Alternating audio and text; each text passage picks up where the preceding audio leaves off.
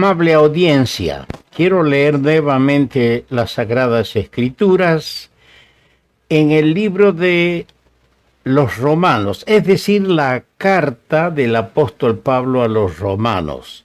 Vamos a leer el capítulo 16, el versículo 3. Saludad a Priscila y a Aquila, mis colaboradores en Cristo Jesús. Ahora pasamos a leer en Primera carta a los Corintios, capítulo 16, el versículo 19. Las iglesias de Asia os saludan. Aquila y Priscila, con la iglesia que está en su casa, os saludan mucho en el Señor. Y pasamos más adelante a la segunda carta del apóstol Pablo a Timoteo, segunda Timoteo, capítulo 4, versículo 19. Saluda a Prisca y a Aquila y a la casa de Onesíforo. Que el Señor añada su más rica bendición a la consideración que vamos a continuar haciendo de este maravilloso matrimonio, Aquila y Priscila. Cuando hablamos de esto, yo estaba pensando en un texto que el Señor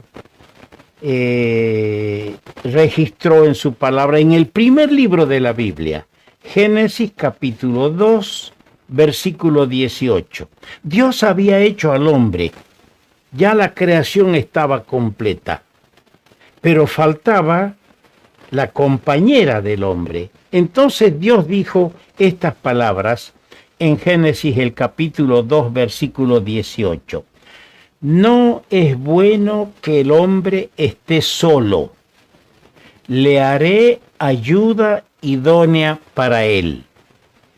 Le haré ayuda idónea para él.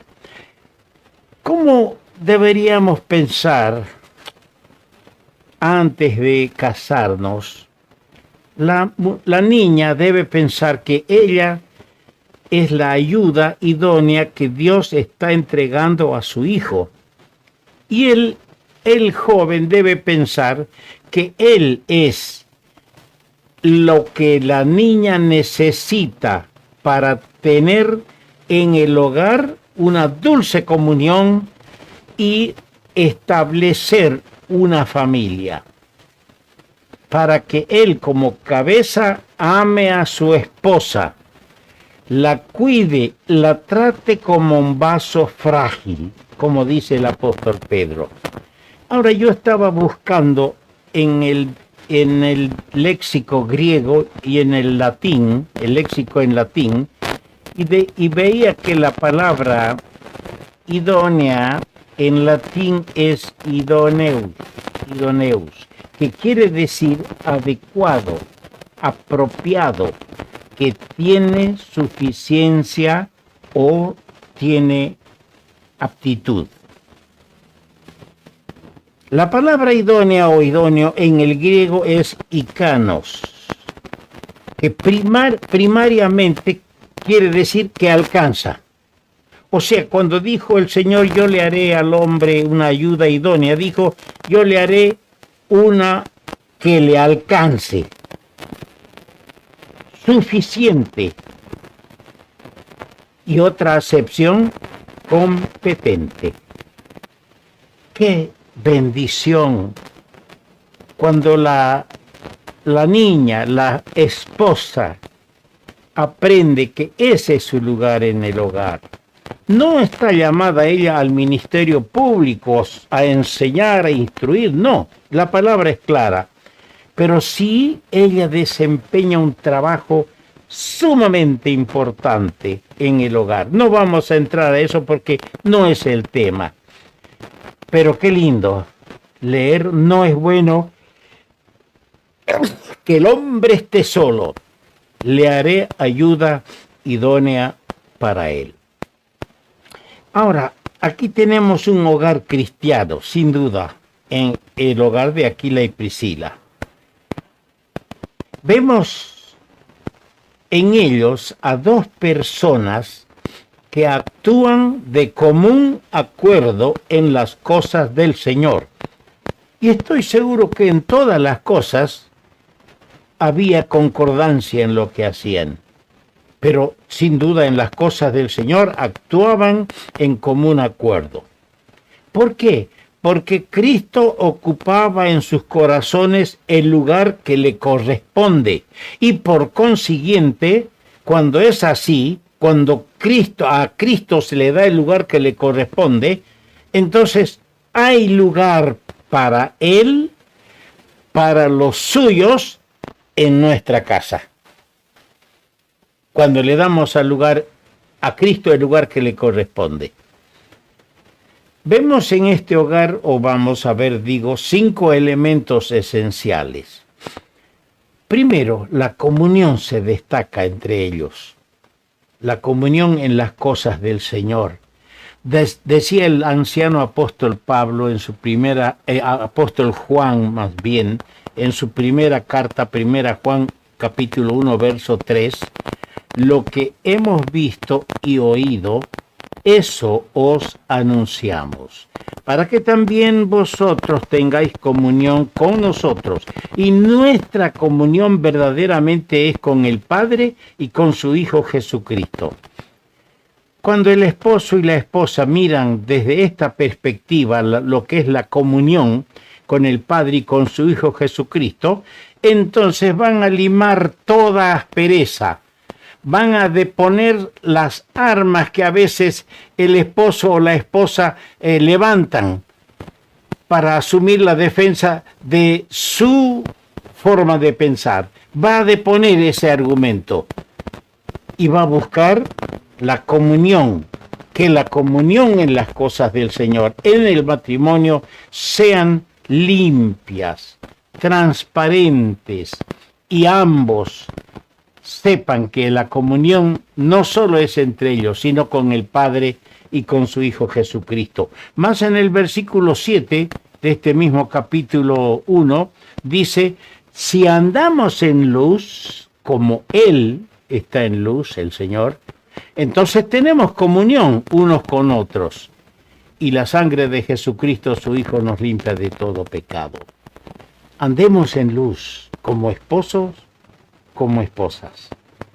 Y entonces la comunión va a ser algo maravilloso en esa pareja, en ese matrimonio. La segunda cosa que vemos, un elemento esencial, aparte de la comunión, es la coincidencia. La coincidencia de pareceres entre ellos. Tenían una misma mente. Había unanimidad entre ellos. Porque cuando no hay una misma mente, el esposo dispara para un lado, la esposa para otro lado, no hay unanimidad. Qué lindo es leer estas palabras en Hechos 1:14. Todos estos perseveraban unánimes. Había 120 personas, había hombres, mujeres, esperaban unánimes en oración y ruego con las mujeres y con María, la madre de Jesús, y con sus hermanos. ¡Qué elenco de personas maravillosas que estaban esperando! ¿Qué cosa? El advenimiento del Espíritu Santo, el Consolador, que el Señor les había prometido. Y en este propósito perseveraban. En este propósito estaban unánimes en oración. Estaban en ruegos. Y en el capítulo 2, verso 1, dice, cuando llegó el día de Pentecostés, estaban todos unánimes juntos. Estaban todos unánimes juntos. Qué hermoso. Había una coincidencia de pareceres. Tenían una mente unida. Había unanimidad en la esperanza prospera. Pero hay un tercer elemento en este matrimonio, es la coparticipación. Qué lindo. No sería justo que la esposa prepare la comida, el almuerzo, y se sirva ella sola y lo deja el esposo sin comida. No, había que participar, había coparticipación. Pero aquí estamos refiriéndonos a la coparticipación en las bendiciones espirituales propias de los que son de Cristo. Sí, yo participo con mis hermanos y ellos deben participar conmigo en estas bendiciones espirituales que el Hijo de Dios ganó con su muerte en el madero para nosotros. Y con esas bendiciones Él nos enriquece, nos hace ricos. Y si somos pobres es porque no echamos manos a esas bendiciones espirituales. Aquí Priscila y Aquila coparticipaban de esas bendiciones. En cuarto lugar, había colaboración en la obra del Señor. ¿Cómo? Cada uno haciendo su parte en el trabajo. Dice: saludad a Priscila y Aquila, mis colaboradores. Seguramente Priscila no le colaboraba a Pablo en predicar, pero cuántas cosas habrá hecho a favor del apóstol, del siervo de Dios. Darle un plato de comida, lavar sus ropas, sus túnicas. ¿Cuánto puede hacer una mujer cristiana para ser colaboradora en la obra del Señor? En quinto lugar, había cooperación mutua. ¿En qué sentido? Cada uno trabajando con un anhelo común, con un objetivo. ¿Cuál era ese objetivo? Glorificar al Señor y ayudar a su pueblo. Dice: mis colaboradores, hemos leído en el capítulo 16, verso 3 y el verso 4, que expusieron su vida por mí. Esto no lo sabían muchos, ni todos. Expusieron su vida por mí, a los cuales no solo yo doy gracias, sino también todas las iglesias de los gentiles. Aquila no va por un lado, mientras su esposa Priscila va por otro lado. No, aquí, en este matrimonio, había una cooperación mutua. Aquila, ¿qué te parece? Hagamos esto para el Señor. Había lo que se llama el intercambiar criterios. La esposa no disparaba por su lado y el esposo por otro lado. No, total, estamos haciéndolo para Cristo. Había entre ellos una manera de cooperación mutua. Ella se proponía hacer algo para el Señor, él le colaboraba a ella. Él quería hacer algo y pedía la colaboración de ella.